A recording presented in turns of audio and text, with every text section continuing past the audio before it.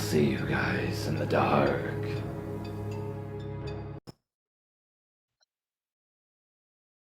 My name is Nolan. I'm 24 now. But when this all happened, I was just 12 years old. I live not far from Paris, but I've loved traveling since I was a child. For 5 summers straight, from 2009 to 2013, my mom had signed me up for summer camps every July. These camps were amazing. I traveled all over France, camping, hiking mountains, doing caving, and rope courses. So many fun activities since I was young, and I loved every single minute of it. Then came 2013, which turned out to be the worst year of my life, and the last time that I had went to camp. That summer, it was on an island in the western France, connected to the mainland by a big bridge. The island is known for being really hot in the summer, amazing local food, nice beaches, and especially a famous monument called Fort Boyard. There's an old prison in the middle of the Atlantic Ocean that once held criminals. The camp was set in the middle of nature. Imagine a group of small buildings arranged in an L shape. On one side was the entrance, and the other was just thick bushes leading into the forest. The buildings were divided between the kids' dorms, the laundry room, the dining room, and the instructors' dorms. I was pretty rebellious at that time and didn't like to listen to anyone. Two of my friends, Malik and Enzo, came with me, so we were all set for a crazy time. Maybe a little too crazy. Everything was fine during the first 6 days of camp, and we had so much fun. But on the seventh day, things started going wrong, mostly because of us. That night we had a campfire game session, playing board games like Uno from 8 p.m. to 11 p.m. After that, the instructors had announced the lights out, and everyone went into their rooms. Malik, Enzo, and I had shared a room, so we brushed our teeth and went to bed. About 25, 30 minutes later, the instructors turned off all the lights. Around midnight, I came up with a terrible idea, a night walk in the forest with my two friends. Even though we were only 12 or 13 years old at the time, we opened our window, looked around quickly, and saw that none of the instructors were awake. They were all asleep, probably too tired after the day's activities. We quietly crossed the camp courtyard, sneaking past the buildings, and then we entered the bushes on the far side of the site. We walked about 10 to 15 minutes into the forest. While walking, I was joking around and trying to scare my friends with creepy stories. Suddenly, we arrived at the fence of an old abandoned house. The house looked really run down, very creepy, like something out of a witch's story. Being young and dumb, we had decided that at least to go into the garden. To our surprise, the gate was open, so we just stepped inside. As soon as we started walking into the garden, we heard a huge loud scream coming from a man with a deep, scary voice. We were so scared at first, we couldn't even understand what was he yelling at. Then the front door of the house opened up, and we saw a man running towards us. We panicked, nearly crying, and instantly reopened the gate behind us. We ran as fast as we could back towards the camp. We managed to get back and woke everybody up in the middle of the night. So stressed, scared, and panicked that I was crying a lot. The instructors obviously scolded us for being reckless and dangerous, but it was clear from our faces that we weren't making it up. We told them what happened, and finally went back to our rooms. I couldn't sleep at all that night, and I kept replaying the scene in my head over and over again. One detail stuck with me, thanks to the moonlight. The man limped and had a wooden leg, but even so, he ran really fast. I don't know why, but I had a bad feeling about the whole thing. On the ninth day, the last day of camp, we were outside doing various activities when the instructor asked us if we had our swimsuits ready. We were going to the pool. I said no, and that I needed to go get mine from my room. I ran alone to the dormitory, which was about 10 meters away. I opened up my door, then closed it behind me for some reason without turning on the light. Inside the room, since we had the shutters closed, it was almost completely dark, but some little holes left in a bit of moonlight. At that moment, about 5 meters from me, I saw a tall man-like figure standing still. I couldn't see its face, just a silhouette. I didn't understand what was happening, but I was frozen, and I couldn't move at all. What felt like an eternity, probably just 5 or 6 seconds though. I suddenly turned, opened up the door, and ran outside screaming that someone was inside my room. I ran crying towards the center of the camp where everyone was. An instructor immediately went in with some colleagues to check my room, but it was completely empty.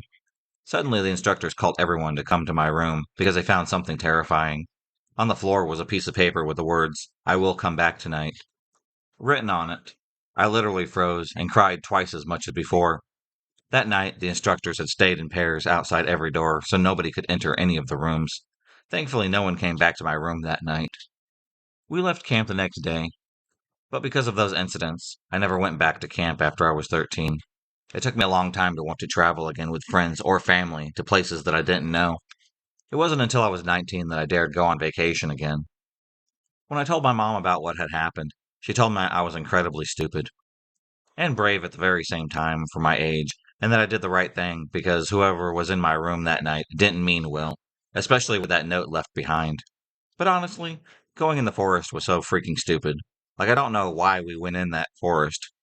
Even 12 years later, questions still haunt me. Like, what was that person doing in my room?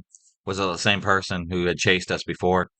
What did he want? And how did he find my room? These questions kept me awake many nights, and I had a lot of nightmares thanks to it.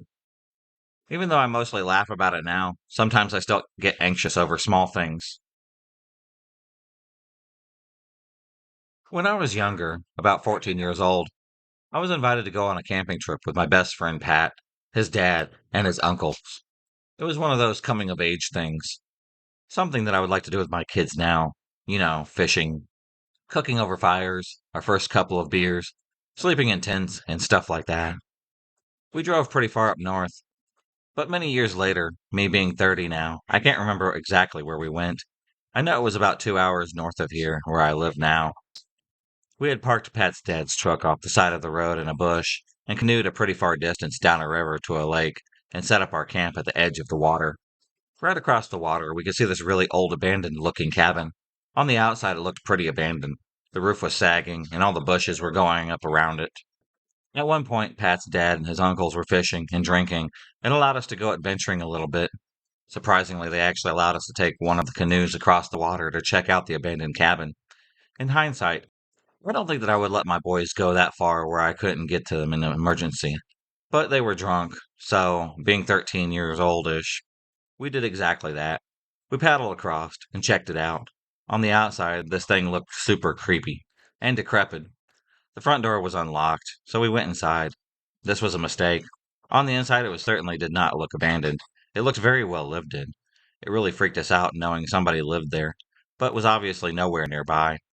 There were adult magazines spread across the table, a bong, a tray full of weed, some beer bottles everywhere, and on top of the shelves in the living room were two hunting shotguns. I know it was dumb to play with them, but we did it anyways. Never pulled the trigger, just walked around the house with them like idiots feeling cool. We had checked out different rooms in the house, but one really creeped us out. But we honestly thought that it was abandoned before we got inside. Once we were in, we figured it was somebody's hangout or something like that. But it was pretty deep into the woods anyways.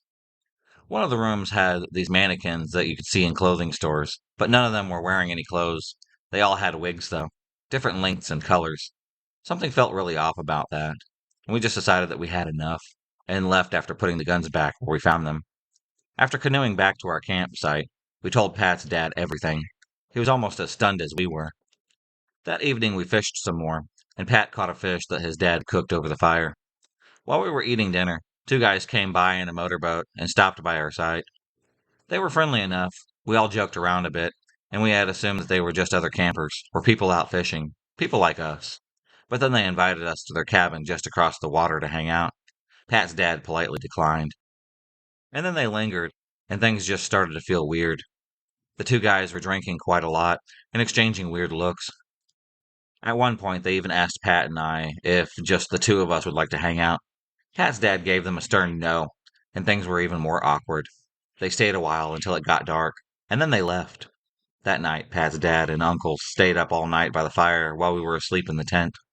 We didn't do much sleeping at all, mostly just talking about how creeped out we were by those two guys that lived in that cabin. And their adult magazines, their wigs, and guns. Eventually, we all fell asleep. In the morning, everything was packed up, and Pat's dad cut the trip short. We put the tent that we were in away and left immediately. Most of the trip back was talking about how his dad was really freaked out about those two dudes. Pat and I talked about it here and there over the years, but years ago we had a major falling out. I never did ask exactly where that cabin was. I wouldn't want to go back there anyways. This happened back in 2015 or 2016 when my ex-boyfriend and I went camping in Mendocino, California. A few sites over was this tiny green one-person tent, the kind that barely fits a body. What struck me away was how empty the site looked. No cooler, no chairs, no lantern, no shoes outside, just a little tent zipped up tight. We went to bed, and sometime after 10 p.m. it started. Laughter.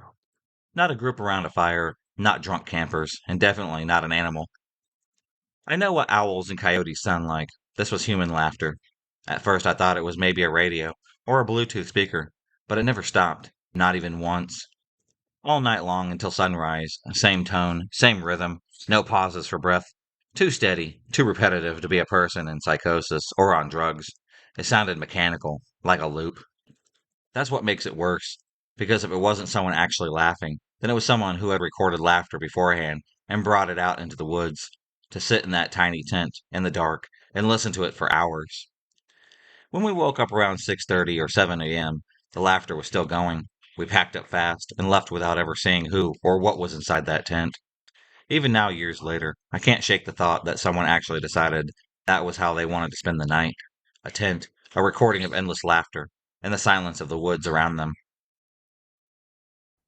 If you enjoyed this video, please subscribe, like, and hit the bell for notifications on future videos and become a stalker of the night. And I'll see you next time.